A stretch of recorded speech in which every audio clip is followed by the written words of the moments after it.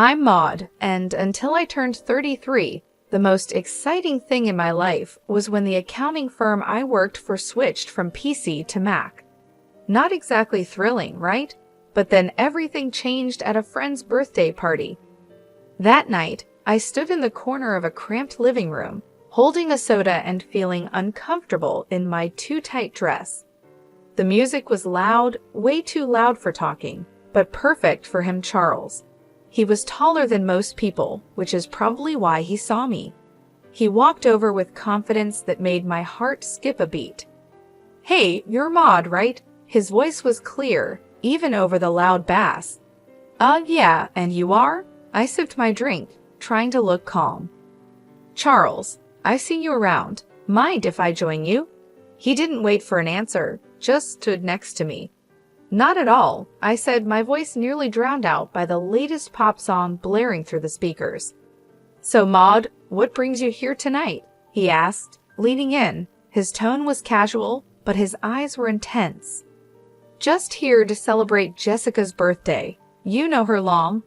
"Yeah, went to college with her. She keeps inviting me to these things. Can't say no, can I?" We laughed, and it felt natural, easy. "I get it. I work with her. She's kind of hard to say no to." "An accountant, right?" She mentioned it. He nodded like he already knew. "That's right. Numbers are my game," I joked, even though I usually found nothing funny about spreadsheets. "Sounds thrilling," he grinned, and I couldn't tell if he was teasing me or not. "Oh, absolutely. It's all wild parties and high stakes in the accounting world." We laughed again, and I felt at the ease of talking to someone genuinely interested in what I had to say. It was new, exciting, and a bit scary. "You want to grab some air?" he suggested, nodding towards the backyard. I nodded, grateful to escape the noise. Outside, the cool air was a relief. "So, what's a guy like you doing in a place like this?" I asked, trying to sound more confident than I felt.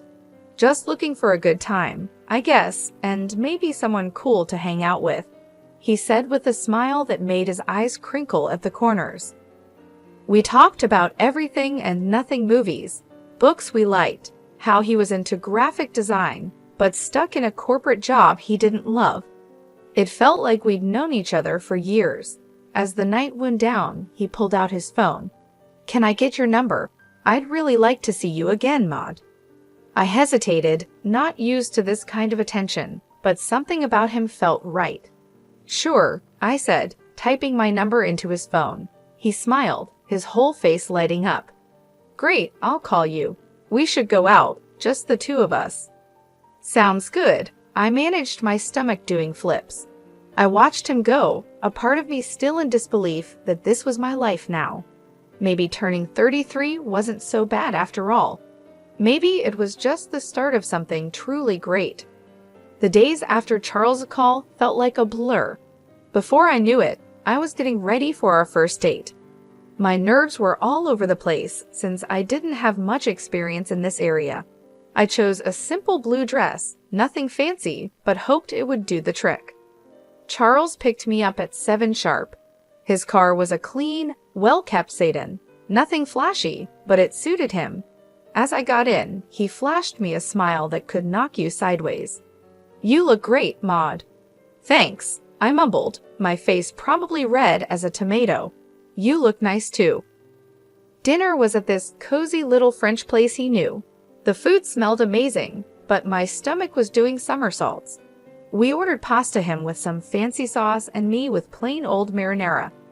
"So, Maud, tell me something about you that no one else knows," he said, twirling his spaghetti expertly onto his fork. I chuckled, playing with my food more than eating it. "Well, I'm pretty boring, but I guess not everyone knows I can solve a Rubik's Cube in under a minute." He raised his eyebrows. "Really now? That's pretty cool. You'll have to show me sometime." "Sure," I said, starting to relax a little. "What about you? Any hidden talents?" "I make a mean breakfast burrito," he boasted with a grin. "Best you'll ever have." "I'll take your word for it. Maybe you can prove it sometime." I teased. The conversation flowed, and for the first time in a long while, I felt like I was exactly where I was supposed to be. The next few weeks were a whirlwind. We saw each other constantly. Charles would come over after work, and I'd meet him for lunch near his office. He showed me his favorite spots around town, little nooks I'd never noticed before. It was like seeing the city for the first time. Things took a serious turn when he invited me to meet his parents, Brian and Camille. They lived in a small, cozy house full of photos and little decorations.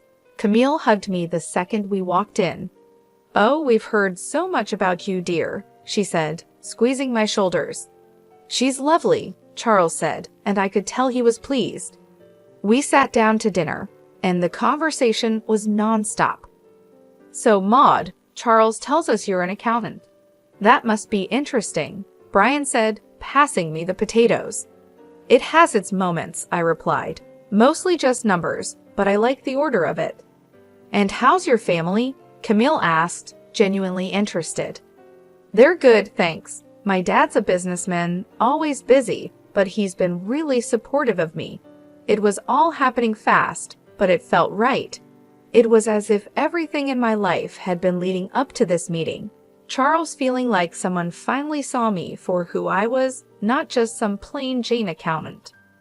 One evening, a few months into our whirlwind romance, we were walking along the riverbank.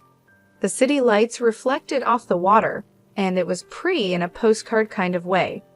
"Maud, I've been thinking," he started, stopping and facing me. "Yeah?" I asked, my heart starting to race. "I don't want to wait any longer. I know this is fast, but will you marry me?" Just like that, my world changed. No hesitation, no doubt, just a simple, "Yes, Charles, I'll marry you." The whirlwind didn't stop there. Soon after, I introduced Charles to my father. He took to Charles immediately, appreciating his straightforward manner and obvious affection for me. "He's a good man, Maud," Dad said, giving his approval, which meant the world to me. So we got married. It was a modest wedding, nothing too extravagant, but it was perfect for us. I even found myself loving the way I looked in my wedding dress, something I'd never imagined. Smiling wide, I posted photos on my social media, sharing my joy with friends and family. After the wedding, life didn't slow down, it picked up pace. Charles and I barely had time to savor our newly bliss before he suggested something big. "Hey Maud, I've been thinking," he said one evening as we unpacked another box of wedding gifts in our cramped apartment. "How about we move in with my folks?" I paused, holding a coffee mug in my hand. "Live with your parents?" He nodded, looking serious. "Yeah, they're not getting any younger, and I feel better if we were around to help out. Plus, it would save us some money on rent." It made sense, but moving in with the in-laws, that was sitcom territory. "Are you sure they'd want us there all the time?" "Absolutely," he assured me. "Mom's been hinting about it ever since we got engaged. Come on, it'll be good." 3 weeks later, there we were, pulling up to his parents' house with our lives packed into a bunch of boxes. Charles's mom, Camille, was waving from the porch before we even got out of the car. "Oh, Maud, we're so thrilled to have you both here," she exclaimed, pulling me into a hug that was a bit too tight. Brian, Charles's dad, clapped him on the back. "Welcome home, son, and you too, Maud." The house was cozy, stuffed with furniture that looked like it belonged in a museum of the 1973s. I tried to keep a smile on my face, but I was already missing our little apartment. Charles sensed my hesitation. "It's going to be great, you'll see," he whispered as we carried boxes inside. The first few days were an adjustment. Camille was constantly hovering, always popping into our room to ask if we needed anything. "Just making sure you're comfortable," she'd chirp, while I tried not to cringe at the invasion of privacy.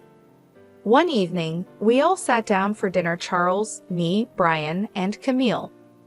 The conversation was painfully mundane until Charles dropped another bomb. "So the house needs some major repairs," he announced casually between bites of meatloaf.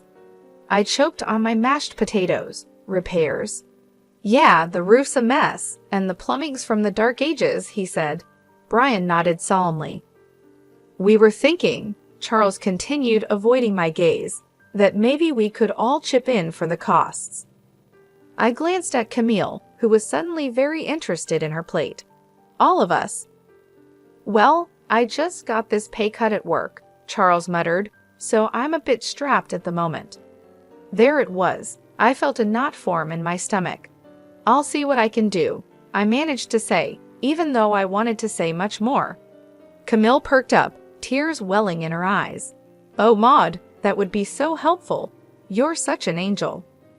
The next few weeks were a blur of contractors and repairs. I wrote checks and smiled through gritted teeth as Camille gushed about how wonderful the house was looking. Brian slapped me on the back. You're really part of the family now, Maud. Part of the family, sure, the part that pays for everything. One particularly grueling day, after yet another round of expensive decisions, I felt completely drained. I collapsed on our bed, exhausted. Charles came in and sat beside me. Thanks for handling all this, Maud, he said, sounding almost sincere. It's fine, I lied, staring at the ceiling. I just didn't realize how much it would be. He squeezed my hand. It'll all be worth it. This is for our future, right? Our future, I echoed, not sure whose future we were building anymore. As I lay there listening to Charles's steady breathing, I couldn't help but wonder if moving in was the right decision. But there was no going back now. I was in this deep and had to see it through, whatever the cost. After the renovations, the house looked great, like something out of a magazine. Despite the financial strain, I felt a bit of pride looking around. We decided to throw a small dinner party to celebrate, just the four of us. That's when everything took an unexpected turn. We were in the middle of dinner, laughing and sharing stories, when Camille suddenly got quiet. The room felt heavy all of a sudden. She looked at Brian, then at us, and her eyes were teary. We need to tell you both something important, she said, her voice shaky. Charles and I exchanged looks. What's going on? I asked, my stomach tightening. Brian took a deep breath. The house? It's mortgaged, heavily mortgaged. We owe $300,000, and the bank could take it away if we don't settle the debt in 3 months. My fork clattered to my plate. What? You mean all the repairs we just paid for? Camille started sobbing. We were ashamed and thought we could manage it, but after the repairs and everything, there's just no way. I felt like I was in a bad dream. All the money, all the effort, and it was for a house that wasn't even secure. So, what are you saying now? My voice was sharper than I intended. Well, Charles started, his eyes avoiding mine. I was hoping maybe, Maud, you could talk to your father. Are you serious? I snapped, my voice rising. Ask my dad for $300,000? It's just, after his help, the house would be secure for us, for our future, Charles pleaded. Camille's sobbing grew louder, making me feel like the villain in this crazy drama. Please, Maud, it's our home. We've spent decades in this house. I was furious, but the tears and the pleading wore me down. I'll think about it, I finally muttered, feeling trapped. The next day, I called my dad, hesitantly explaining the situation. To my surprise, he agreed to help, but on one condition. I'll give the money, Maud, but only with a formal agreement, a receipt. I want everything documented.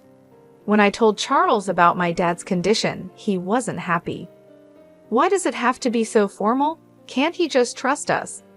It's $300,000, Charles. It's a lot of money, and he's just being cautious, I argued, feeling the distance between us grow. He'll get his paperwork, Charles muttered, clearly annoyed. The paperwork was drawn up, and the money was transferred. Camille and Brian were relieved, constantly thanking me, but the air between Charles and me had changed. There was a coldness that wasn't there before. Just when I thought my life couldn't get any darker, tragedy struck suddenly. Maud, it's your Kayla, it signs. Her voice came through the line shaky and choked. Your dad, he had a heart attack. It's bad. My heart dropped to my stomach. What? How is he? He didn't make it. Honey, I'm so sorry. The phone nearly slipped from my hand. No, that can't be right. I mumbled, numb. I hung up and turned to find Charles standing in the doorway. What's wrong? He asked, his voice low. My dad, he's gone. I managed to say before everything inside me broke and I started sobbing. Charles came over and put his arm around me, but it felt like being hugged by a stranger.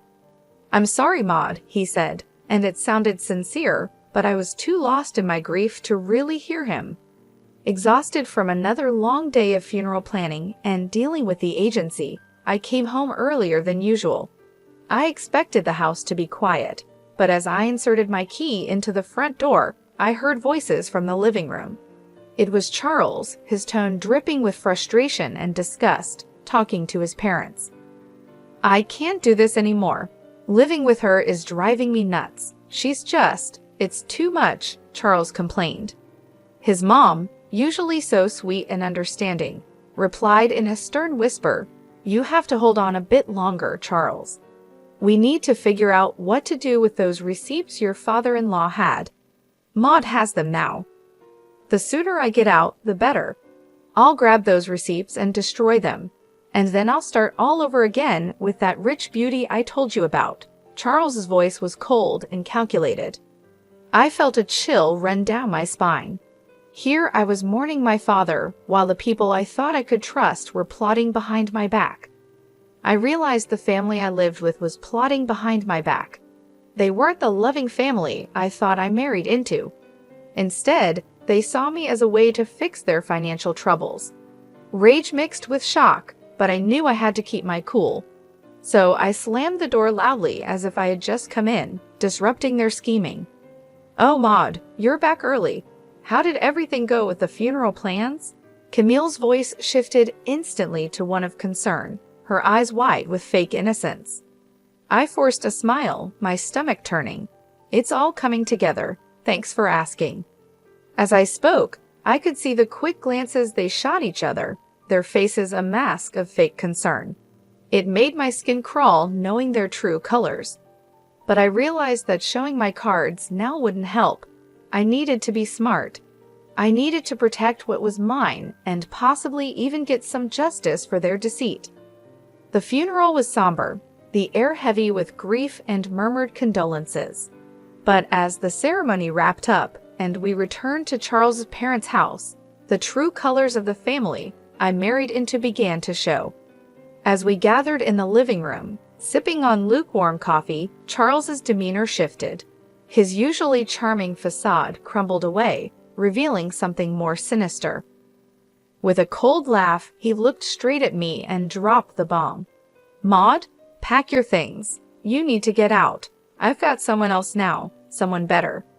His words should have felt like a slap. I pretended to be stunned, but before I could respond, Camille chimed in with a snide giggle. We've really had enough of you, dear. We only put up with you for your money. What about the house? I asked, feigning innocence. The house that I paid to fix, the $300,000 I poured into it.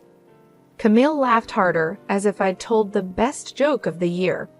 Oh, sweetie, this house is ours. You're nothing here. Charles's smirk widened. And those receipts you're so proud of. Found them in your dad's house and burned them. They're gone. For a moment, I let them believe they had won, but then I couldn't help it.